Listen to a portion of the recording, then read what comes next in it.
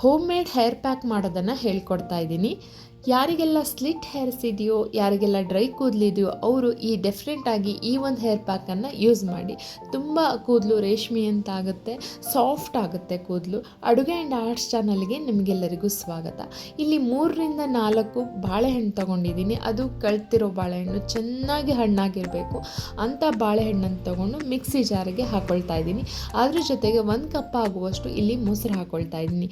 ಇವೆರಡೂ ಕಾಂಬಿನೇಷನ್ ಏನಿದೆಯಲ್ಲ, ಕೂದಲನ್ನ ಡ್ರೈ ಮಾಡಲಿಕ್ಕೆ ಬಿಡೋದಿಲ್ಲ, ಹಾಗೆ ಕೂದಲನ್ನ ಹೊಳೆಯೋ ರೀತಿಯಲ್ಲಿ ಮಾಡುತ್ತೆ. ಕಡಿಮೆ ಟೈಮಲ್ಲಿ ಈ ಹೇರ್ ಪ್ಯಾಕ್ ರೆಡಿ ಆಗುತ್ತೆ. ಇದನ್ನು ಅಪ್ಲೈ ಮಾಡಿಬಿಟ್ಟು 2 ತಾಸಾದ ನಂತರ ಸ್ನಾನ ಮಾಡಬೇಕಾಗತ್ತೆ. ನಿಮ್ಮ ಕೂದಲು ಇದೇ ರೀತಿಯಾಗಿ ನೀವು ಕಾಳಜಿ ಮಾಡಿದ್ದಲ್ಲಿ ಕೂದಲು ಉದ್ದವಾಗೂ ಬರುತ್ತೆ, ಶೈನಿಂಗ್ ಕೂಡ ಇರುತ್ತೆ.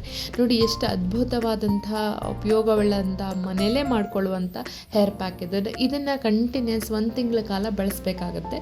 ಇನ್ನೊಂದು ಬೌಲಲ್ಲಿ ಕಿತ್ತಳೆ ಹಣ್ಣಿನ ಸಿಪ್ಪೆ ಹಾಕ್ಕೊಂಡಿದ್ದೀನಿ. ಹಾಗೆ ಒಂದು ಹಿಡಿಯೋಷ್ಟು ಅಂಡ್ಲಕಾಯನ್ನು ಹಾಕ್ಕೊಳ್ತಾ ಇದ್ದೀನಿ. ಯಾರಿಗೆಲ್ಲ ತಲೆ ಹೊಟ್ಟಿನ ಸಮಸ್ಯೆ ಇದೆಯೋ ಇದನ್ನು ಡೆಫಿನೆಟಾಗಿ ಟ್ರೈ ಮಾಡಿ. ಉಗುರು ಬೆಚ್ಚ ನೀರು ಹಾಕ್ಕೊಂಡು 7ರಿಂದ 8 ತಾಸುಗಳ ಕಾಲ ನೆನೆಸಿಡಬೇಕಾಗತ್ತೆ. ಅದಾದ ನಂತರ ಚೆನ್ನಾಗಿ ಕಿವುಚ್ಬಿಟ್ಟು ಸೋಸ್ಕೊಂಡು ಇದನ್ನು ತಲೆ ವಾಶಿಗೆ ಯೂಸ್ ಮಾಡ್ಕೊಳ್ಳಿ.